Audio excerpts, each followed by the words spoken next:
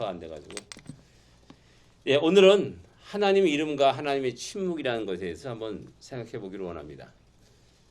제가 이것을 이렇게 보면서도 내가 이것을 어디서 이렇게 어느 책을 보고 이렇게 교재를 만들었는지 제가 기억이 안 나요. 그래서 다 뒤져봤는데도 어디서 내가 참고를 했는지 도저히 알 수가 없습니다. 예, 그래서 다시 한번 이렇게 쭉 한번 살펴보기를 원합니다. 예, 하나님의 이름이 왜 중요하다고 생각합니까? 답이 없습니다.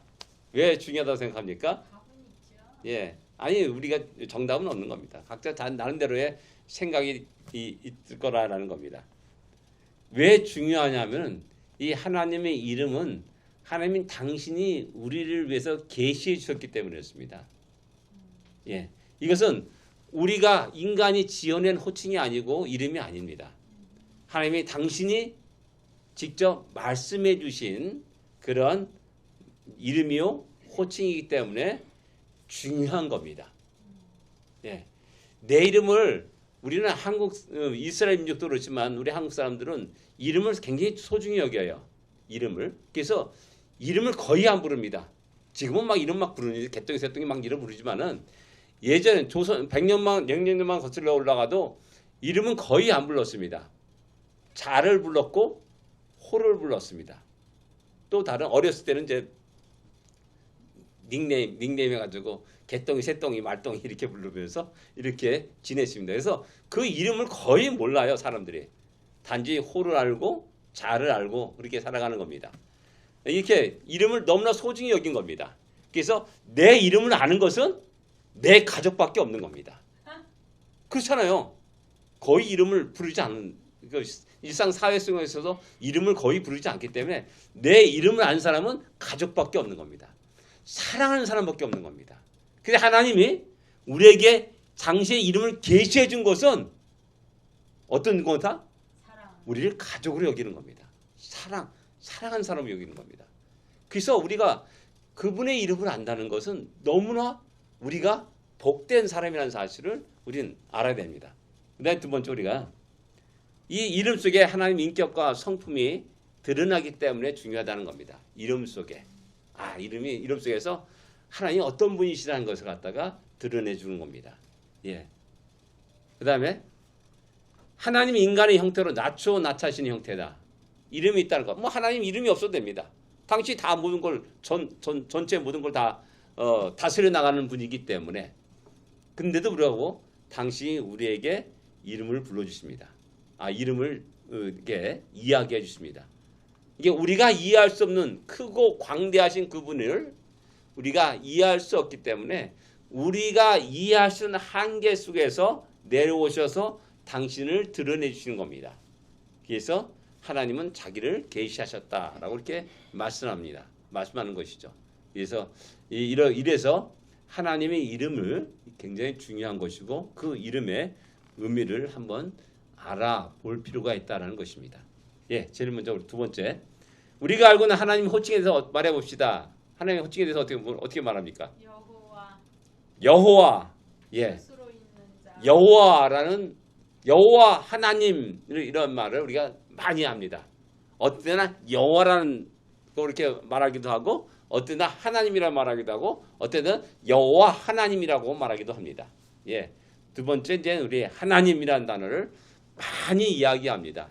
수없이 얘기합니다. 그다음에 세 번째 주님이라는 단어를 씁니다. 주님 단어를 씁니다. 그래서 한번 우리가 여호와의 호칭 이름에 대해서 한번 하나하나 한번 살펴보려고 합니다. 제일 먼저 우리가 하는 것은 엘로힘이라는 단어입니다. 이것은 우리가 주로 이제 성경에 하나님으로 번역된 단어입니다. 하나님 이렇게 번역된 단어는 전부 다 엘로힘으로 기록되어 있는 단어입니다.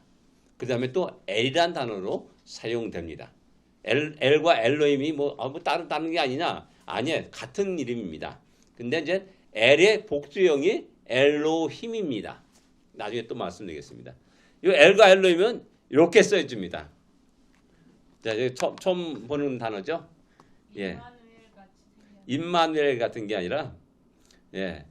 이렇게 읽어가는 겁니다. 이렇게. 요게 L입니다. L. 요게 L입니다. 그 다음에 이렇게 해가지고 L로 이렇게 되는 겁니다. 그 다음에 이렇게 해서 힘, L로 힘 이렇게 되는 겁니다. 그래서 이렇게 읽어간다는 거 항상 기억하시면 좋겠습니다. 요 엘로힘이라는 이 단어는 강하고 능력이 많으신 하나님을 나타낼 때 그렇습니다. 전능하신 하나님을 나타낼 때 쓰여진 단어가 엘로힘입니다. 그래 엘로힘은 L의 복수형이라는 겁니다. 그래서 창세기 1장, 2장 딱 넘어가면서 천지 만물을 창조하시고 그럴 때 다 하나님이 가라사대 하나님 말씀하시되 이렇게 쭉 나오는데 거기 하나님 다 엘로힘으로 기록되어 있습니다. 이것을 우리 성경에서는 하나님으로 기록한 겁니다. 근데 천주교 신자들이 쓰는 그 성경, 특별히 우리의 뭡니까? 성공회와 같이 함께 공동 번역은 하느님으로 되었습니다. 최초의 우리의 개신교 처음에 초창기 때 번역도 하느님으로 된 성경이 있습니다. 이게 뭐 하느님 잘못됐다 뭐 이렇게 말씀하시지 마시고 처음에 애초에 하느님으로 기록되어 있고 그 번역을 했습니다. 근데 보통 이제 우리가 넘어질 때 아이고 하나님 그랬지, 아이고 하느님 그랬지 않거든요. 일반적으로 우리가 하나님이라는 이게 우리 하나님 유일신을 가장 정확히 드러내는 말이 하나뿐인 님 이런구나. 근데 하나라는 그 개념이 크고 능력이 많으신 그레이트한 위대하신 그런 뜻을 가지고 있어요. 우리나라의 그 말 속에. 그래서 이제 가장 좋은 번역 하나님이다라고 이렇게 이야기하는 거고 하느님은 주로 이제 천주 하늘에 계신 분 뭐 이런 식으로 돼 가지고 이제 하느님으로 이렇게 이야기하고 있습니다. 그래서 우리나라 국어사전의 표준어는 하느님으로 되어 있습니다. 그래서 동해물과 백두산이 마르고 닳도록 하느님이 보호하사 이렇게 말했는데 원래 그 애국가를 그 작사하신 분은 원래 크리스찬입니다. 하나님으로 했습니다. 그래서 우리 크리스찬들은 우리 애국가를 부를 때 하나님이 보호하사 우리나라 만세라고 하는 것이 더 좋을 듯합니다. 예, 진정 우리나라는 하나님이 보호하사 이렇게까지 부흥한 나라가 되었음을 우린 기억해야 됩니다. 예. 그 다음에 이제 왜 복수로 기록되었는가? 왜 엘로 하지 않고 엘로힘으로 되었는가라는 겁니다. 뭐 이걸 갖고 이제 또 어떤 사람은 뭐 삼일째 하나님의 증거다 뭐 이런 식으로 얘기하는 사람도 있습니다. 그건 약간 좀 비약적인 그런 생각이고요. 이 기록된 건 뭐냐면 이 복수형은 극존칭을 나타낸다는 말입니다. 그래 강조와 힘의 충만함을 의미하는 것으로 엘로힘 복수형으로 이렇게 기록되고 있다는 겁니다.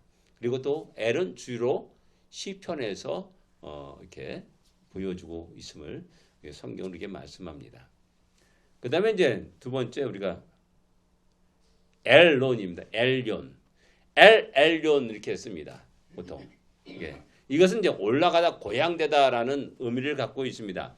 높고 존귀하신 하나님을 나타낼 때 사용된 이름입니다. 또 이것도 역시 마찬가지로 시편에서 이렇게 발견되고 있고요.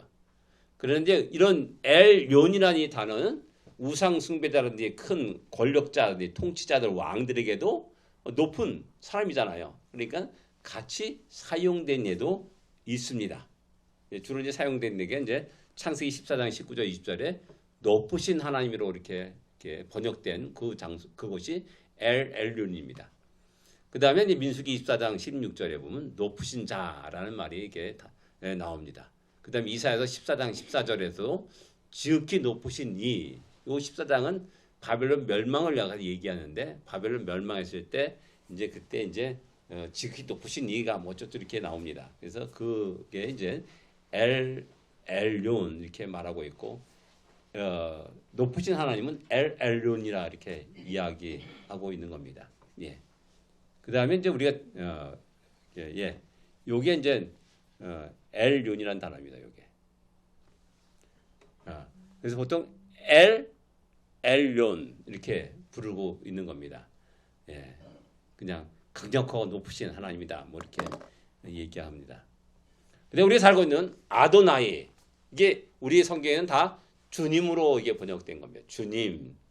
주님으로 번역된 단어가 다 아도나이라는 단어입니다. 예. 근데 이 아도나이는 이제 전능한 통치자라는 말이고 주님으로 번역되기 때문에 그분이 우리 주인이셔요. 그러니까 우리는 그분의 종이다라는 표현을 함께 담고 있는 말입니다.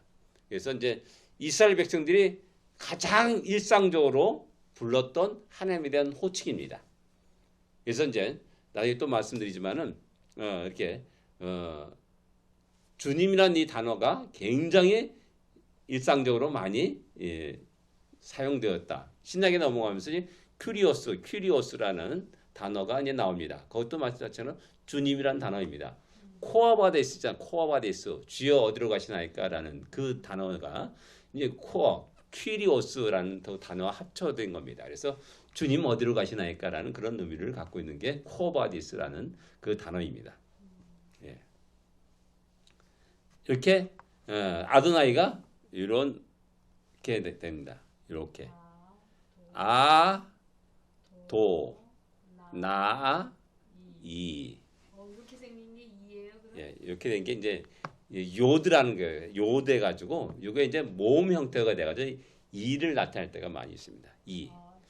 이게 이렇게 된 것이 아라는 의미의 모음입니다. 모음 기호예요. 실제 글자가 아니라 자꾸만 시대의 흐름에 따라서 읽는 방법들이 잃어버리는 겁니다. 그래서 그러면 안 되겠구나. 그래서 유대 랍비들이 모음 기호를 개발해 나간 겁니다. 그래서 이 모음 기호는 나중에 후대에 이렇게 성경에 기록되고 이렇게 표기되게 되는 겁니다.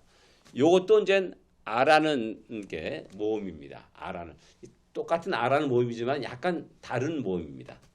요 점은 이제 오라는 그런 오라는 그런 의미를 갖고 있습니다. 그래서 기억은 드 바람이다. 디귿 바람입니다. 나 이게 요거는 이렇게 된 거는 이제 n 발음과 똑같은 겁니다. n 우리는 니은 발음과 똑같은 겁니다. 그래서 이렇게 되는 겁니다. 예. 그리고 그다음에 이제 우리가 잘 알고 있는 여호와라는 이름입니다. 이것은 가장 성스럽고 거룩한 하나님의 이름입니다. 그래서 하나님은 십계명에 내 이름을 망령되이 일컫지 말라라고 딱 했기 때문에 이스라엘 백성들은 이 여호와라는 하나님의 이름을 말을 못했습니다. 그래서 그 발음을 잃어버렸어요. 뭔지 몰라요. 알 수가 없어요. 그래서 과연 하나님의 이름을 이 거룩한 이름을 어떻게 발음해야 할지를 아무도 모르는 겁니다. 장담할 수 없습니다. 근데 요즘 들어서 이제 야훼라고 이제 말하는 사람이 많이 있어요. 근데 그럼 이스라엘은 뭐라고 불러요? 아니 그 이스라엘 사람도 모른다니까. 너무나 거룩한 이름이기 때문에 이름을 발음하지 못했다니까요. 근데 자음은 있어요. 자음은 있는데 그것을 발음을 못하는 겁니다. 그래서 정확한 발음을 잊어버린 그런 형태라고 할 수가 있습니다. 그래서 자음이 있기 때문에 거기서 이제 아도나이의 요 모음을 갖다가 집어넣은 겁니다. 그래서 우리는 이 자음을 여호와라 부르자라고 약속한 겁니다. 근데 실제 이름이 아니에요. 착각하면 안 돼요.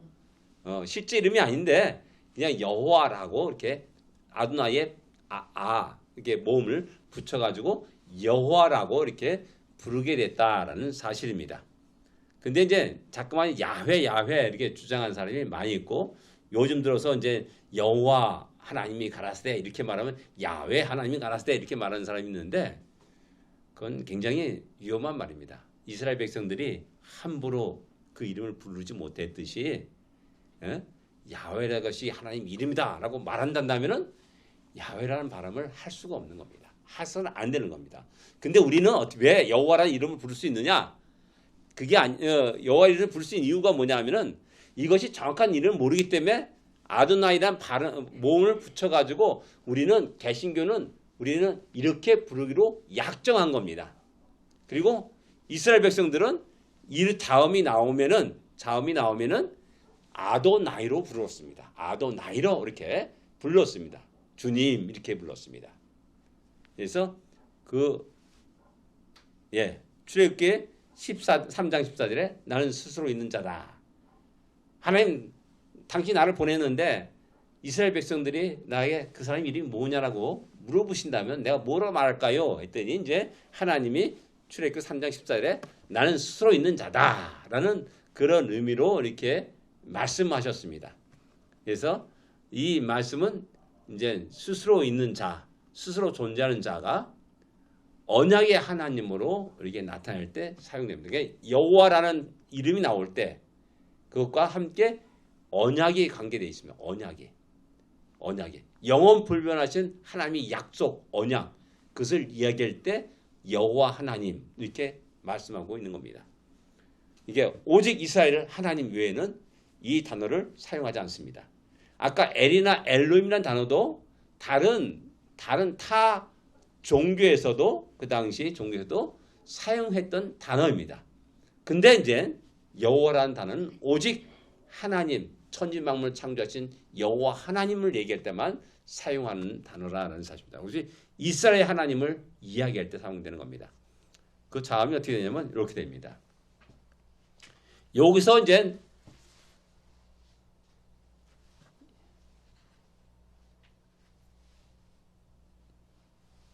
요게 이제 호 이렇게 발음 여기 있잖아요. 여기가 호 그래서 요도 야 비슷하게 나는데 요게 호 이렇게 되는 겁니다. 그래서 여호와라는 단어가 이렇게 나와. 여기 모음을 갖다 따와가지고 그렇게 되었다라고 상식적으로 그냥 알면 좋겠습니다. 예. 근데 이 단어를 전혀 정확하게 발음할 수 없다라는 사실을 우리 알아야 될 것이고, 그래서 예전에 이 성경 지금 개역 개정 나오기 이전에 성경을 대한성서에서 발간했어요. 근데 성경을 번역하는 데서 여호와라는 단어를 다 빼버리고 그 단어를 다 주님이라는 단어를 대치시켜 버렸습니다. 이것은 신학적으로 엄청난 문제를 야기합니다. 지금 미국 성경이 영어 성경이 그런 추세를 가졌어요. 여호와라는 단어가 이제 영어 성경에서는 사라졌습니다. 그래서 다 로드로 나왔어요. 로드로. 주님으로 다 나왔습니다. 근데 분명한 것은 이 자음은 성경 원어에는 분명히 살아있는 단어입니다. 근데 이 단어를 없애버린 겁니다. 우리 지금 현재 미국 영어 성경엔 없애버린 겁니다. 굉장히 큰 킹 제임스 번역만 살아있습니다.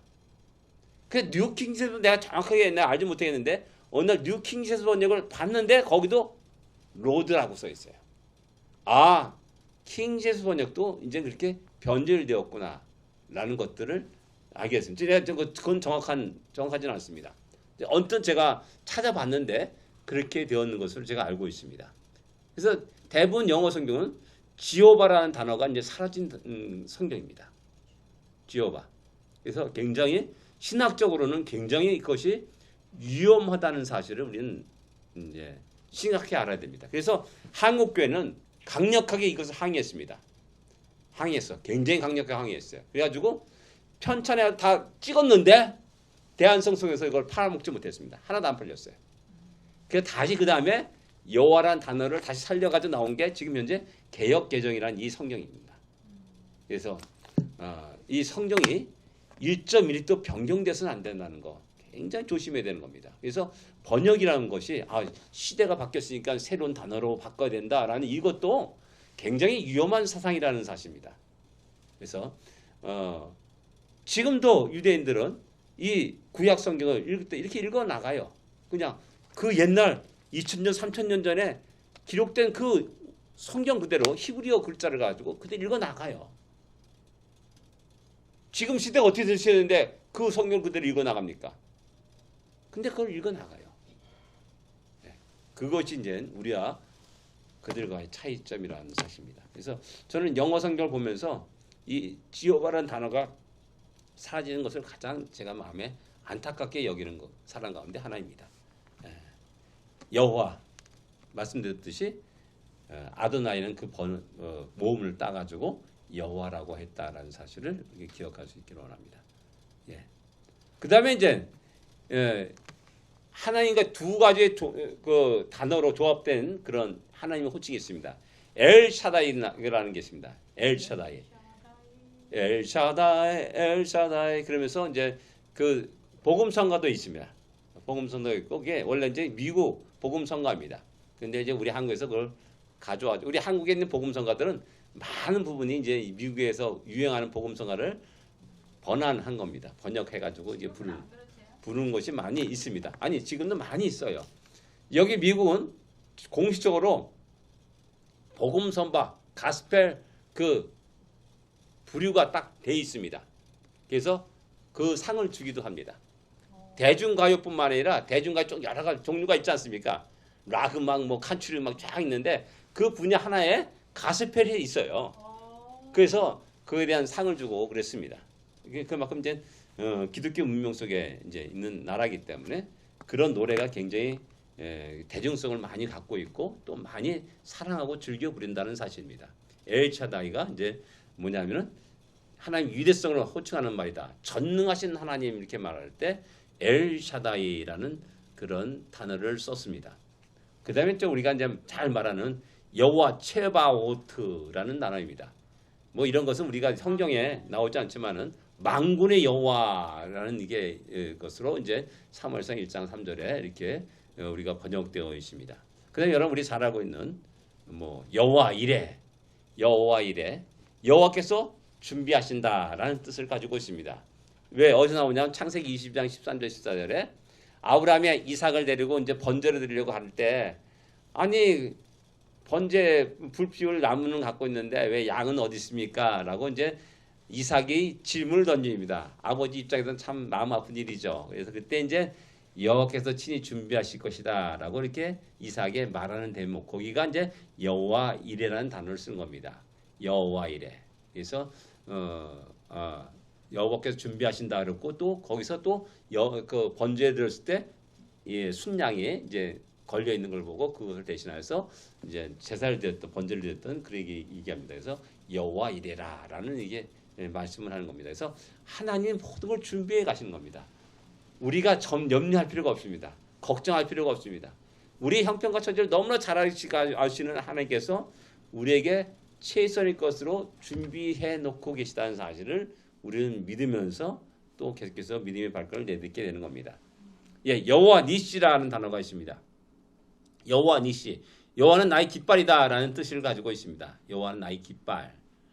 이것은 뭐냐면 출애굽기에서 이제 아말렉과 전쟁이 일어납니다. 그때 이제 승리해가지고 이제 드디어 여호와 니시라는 제단을 쌓았다라고 기억하는데 그래가지고 이제 여호와는 나의 깃발이다. 깃발이 뭡니까?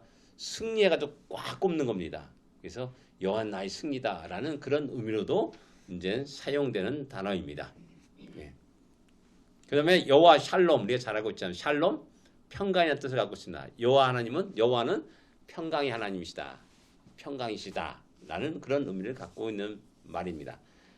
기드온이 이제 바알의 그 단을 헐어버리고 거기다 번제를 드립니다.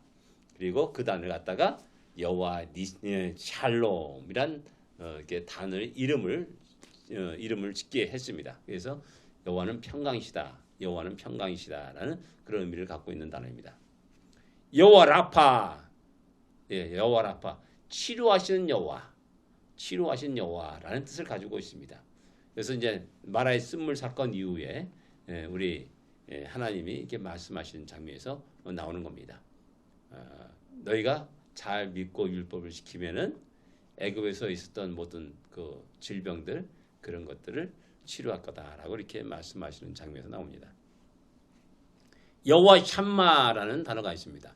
에스겔 마지막 장면, 마지막 절에 여호와 샴마라는 단어로 이렇게 에스겔서를 마감합니다. 그게 뭐냐? 거기 계시는 여호와라는 뜻입니다. 아멘. 거기 여호와 하나님께서 계시기 때문에 우리는 어디로 가야 됩니까? 거기로 가야 되는 겁니다.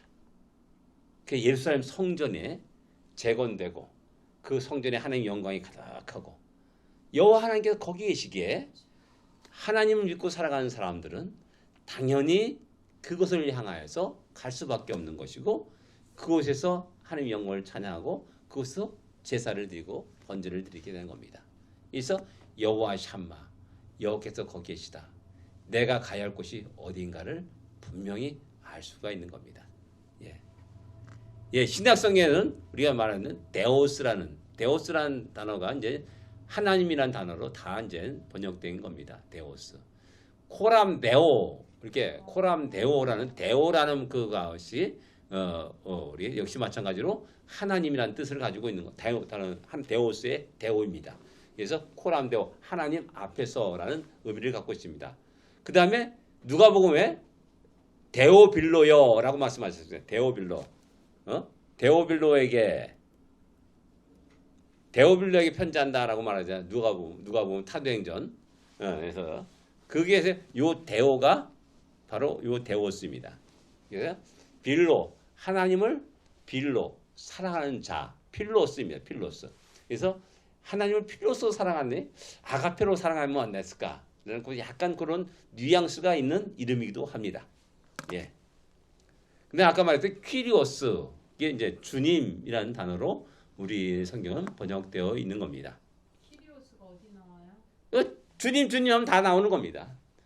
주님 하면 거기에 키리오스라는 단어로 나오는 겁니다. 아버지, 하나님 아버지 뭐 이렇게 얘기하자. 아버지라는 말로 또 많이 이렇게 사용되어집니다. 기록되어 있습니다. 그래서 이제 이런 호칭들이 우리 삶과 밀접한 관련이 있는 호칭들이라는 겁니다. 여호와 라파 우리가 병들어서 시음하고 있습니다.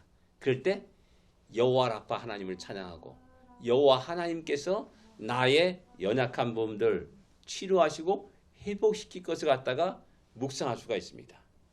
우리가 여러 가지 힘들고 어렵습니다. 또 전쟁에 패했습니다. 그럴 때 여호와 니시 하나님 나의 깃발이시다. 나의 승리시다. 라는 그런 담대함을 가지고 또 그 전쟁에 임할 수가 있는 겁니다. 우리가 미래가 아득합니다.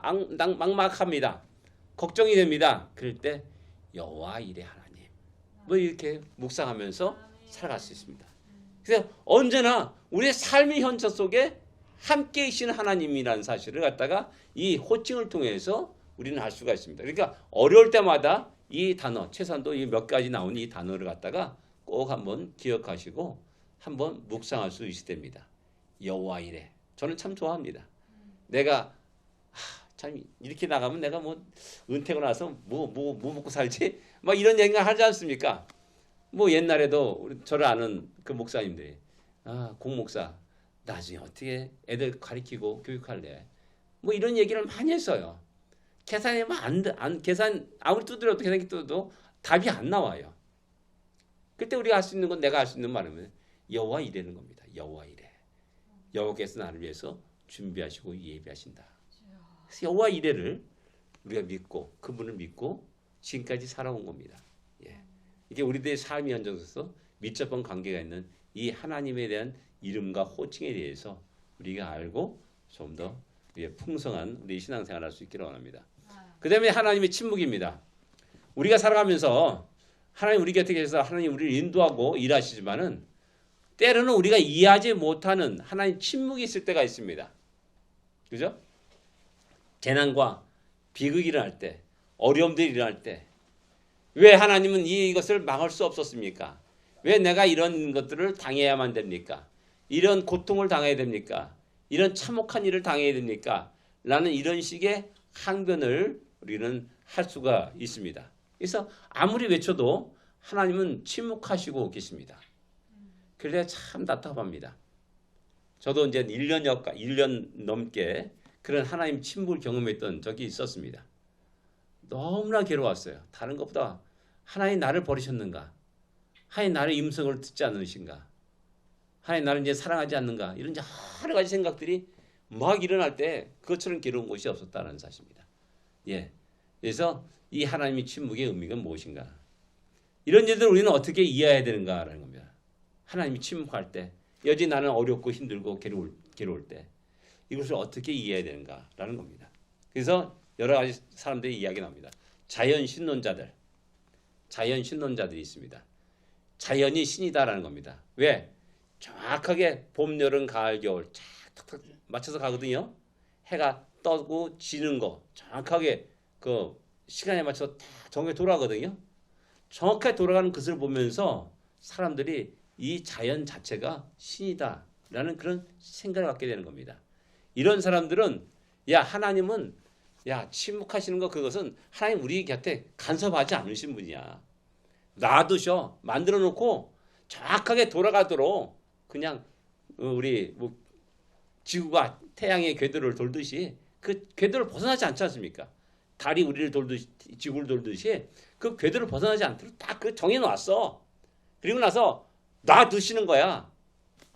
그렇기 때문에 야 하나님 너의 그 아픔과 고통 아무 관심이 없어. 이런 식의 생각인 겁니다. 그래서 인간은 너의 책임 아래서 너가 결정하고 너가 이 난국을 타개해야 돼. 인간의 의지를 굉장히 강하게 강조합니다.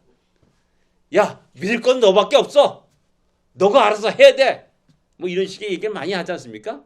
이게 자연신자들의 하는 이야기를 확대 해석하면 이렇게까지 나간다는 겁니다. 그래서 우리 인간의 의지 그런 것들을 굉장히 이야기하게 된다는 것이죠. 멋있는 것 같죠? 근데 안타깝게도 이것은 하나님의 뜻과 계획과 목적을 망각한 이야기입니다.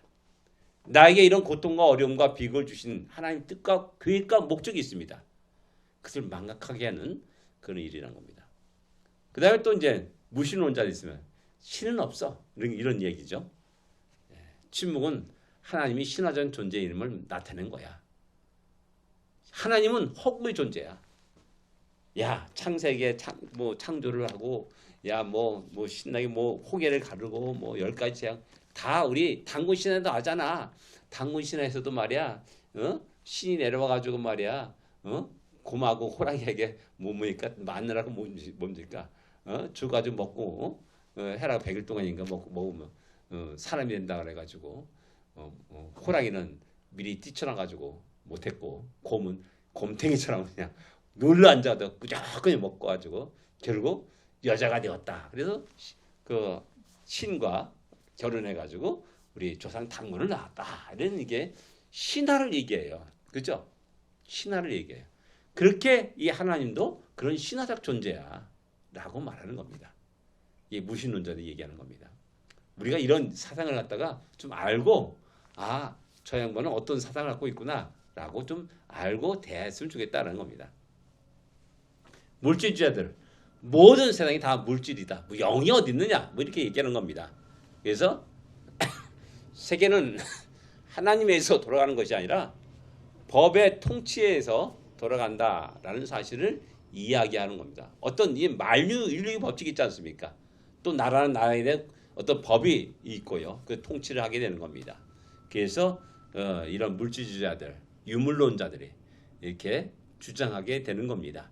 그래서 이런 사상들은 곧 이제 공산주의 사상하고 쫙 가게 되면 금방 이해가 되는 겁니다.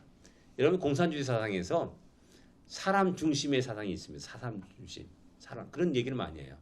우리나라 좌파 정치인들이 사람 중심의 세상을 만들겠습니다. 그러면 우리 대부분 사람은 너무나 멋있는 단어잖아요. 다 그래서 사람 중심 얼마나 좋겠어요. 라고 말하는데 그게 아닌 겁니다. 그들이 말하는 사람 중심이라는 것이 우리 생각하고는 많이 다른 개념이라는 사실을 먼저 이해해야 됩니다.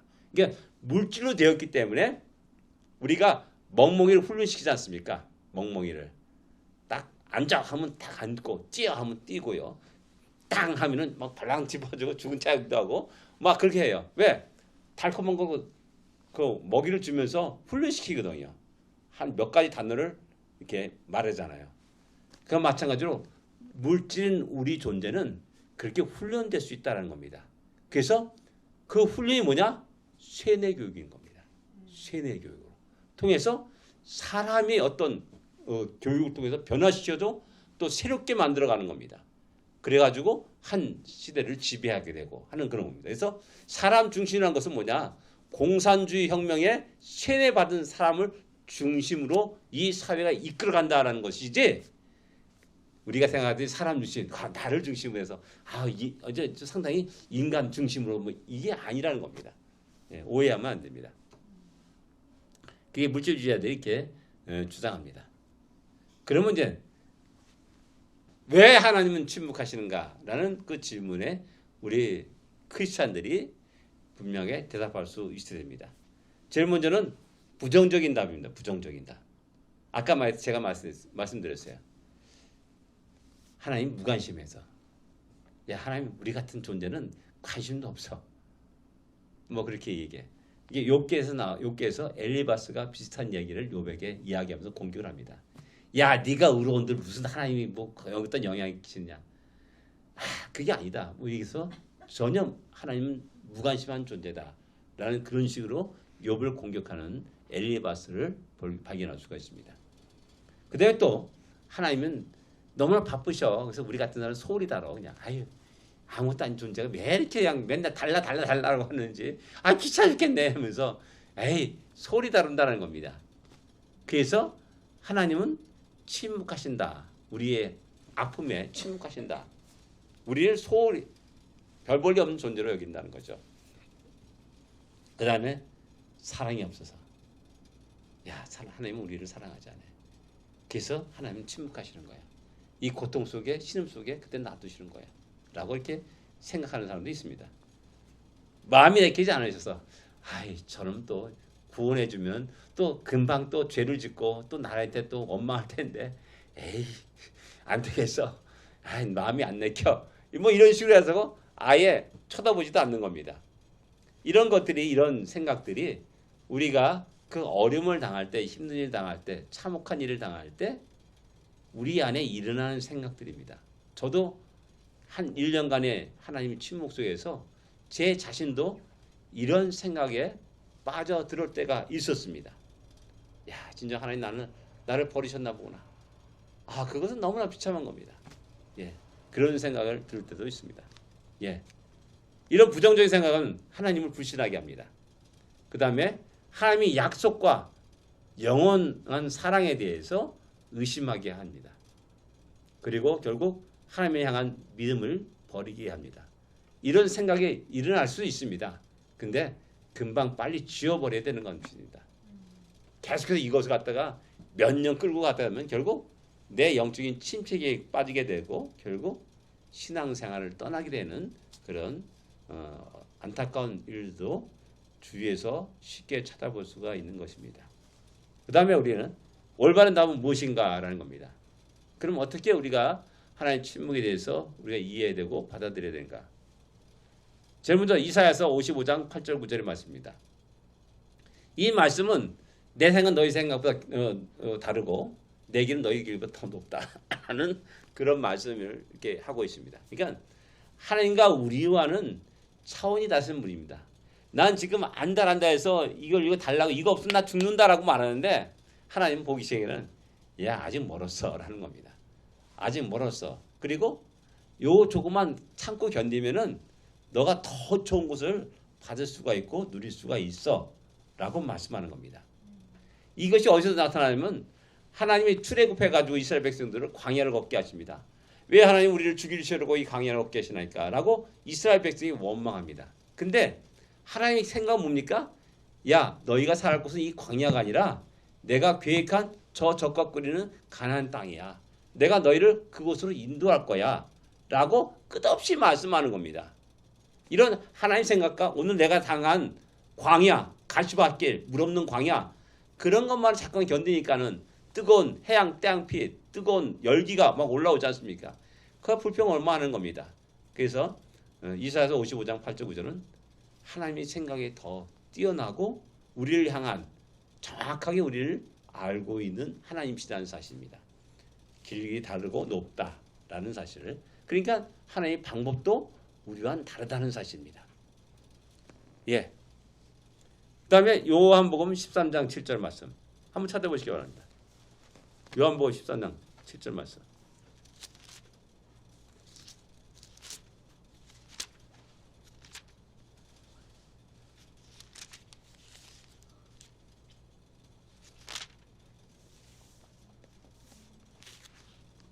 이제 발을 씻기는 그 세족식 장면입니다. 뭡니까?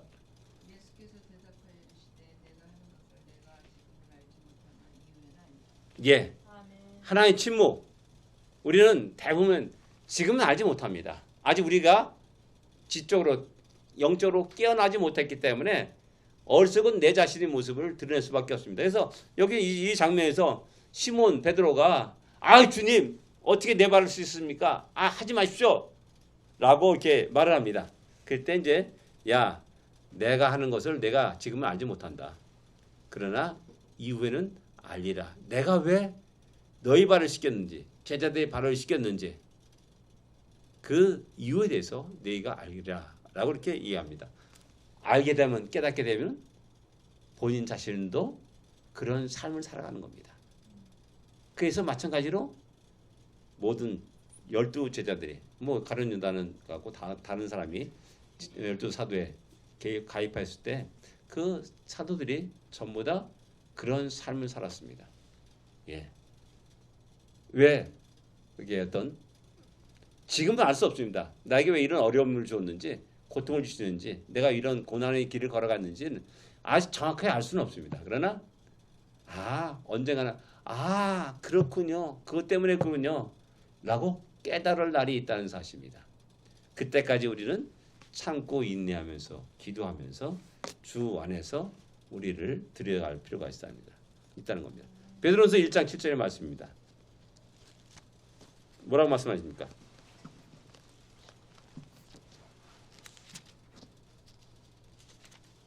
베드로전서 1장 7절 말씀. 너희 믿음의 시련이 불로 연단할 수 없을 뿐보다 덕지하여 예수 그리스도의 나타나실 때 칭찬과 영광과 예. 받게 하려 합니다. 결국 오늘의 고난과 어려움들은 하나님 우리를 연단하는 겁니다. 연단하시고 왜 연단하시냐? 그리스도께서 나타나실 때 우리가 점도 없이 흠도 없이 존귀와 영광과 존귀를 얻게 하기 위해서 우리에게 그런 고난과 연단을 주시고 하나님은 잠시 침묵하신다라는 사실입니다. 예. 그 다음에 욥기 42장 5절 말씀.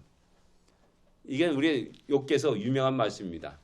지금까지 내가 귀로만 들었다는데 이젠 눈으로 보나이다라는 고백입니다. 예, 그렇습니다. 이 어려운 고난을 통해서 욥이 계속해서 한 관계가 뭡니까? 분명히 하나님의 존재를 알고 있어요. 근데 앞에 가도 안 계시고 옆을 봐도 안 계시고 뒤를 돌아도 안 보신다는 겁니다. 이것이 욥을 너무나 괴롭게 하는 겁니다. 주여, 당신이 나의 주님이시오. 또 나의 아픔과 고통들을 들으시는 하나님이신지 알고 있다는 겁니다. 근데 침묵하시는 겁니다.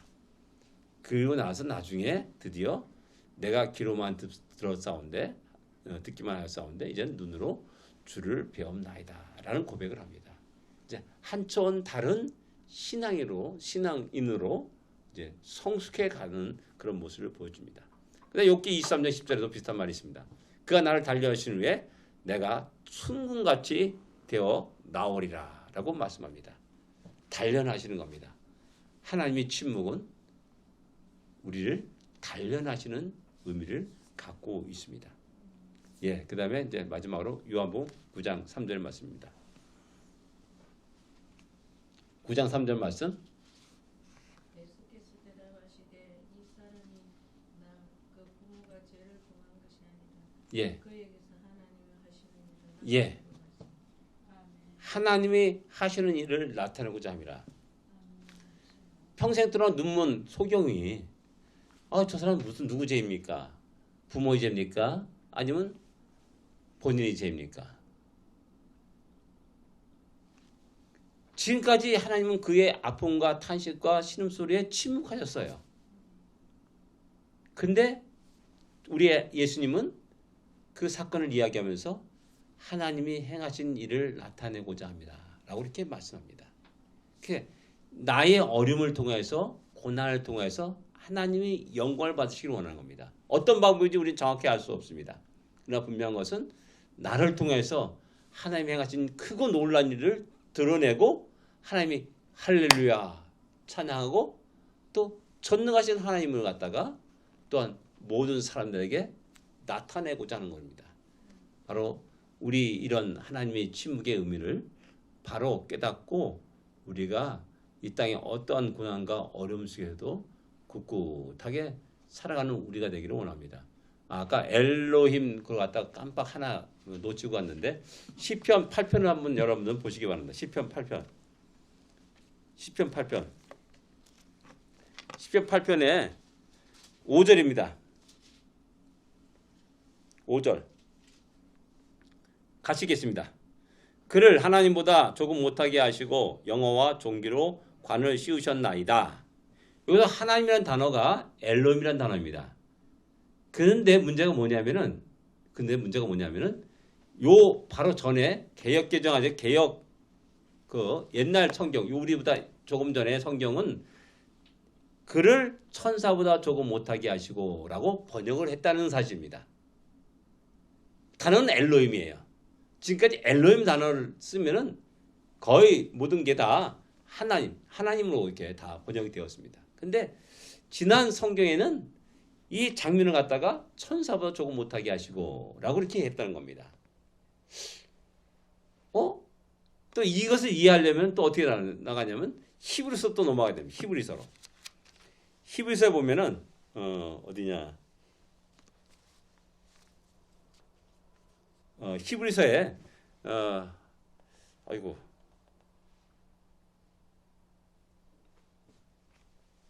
천사보다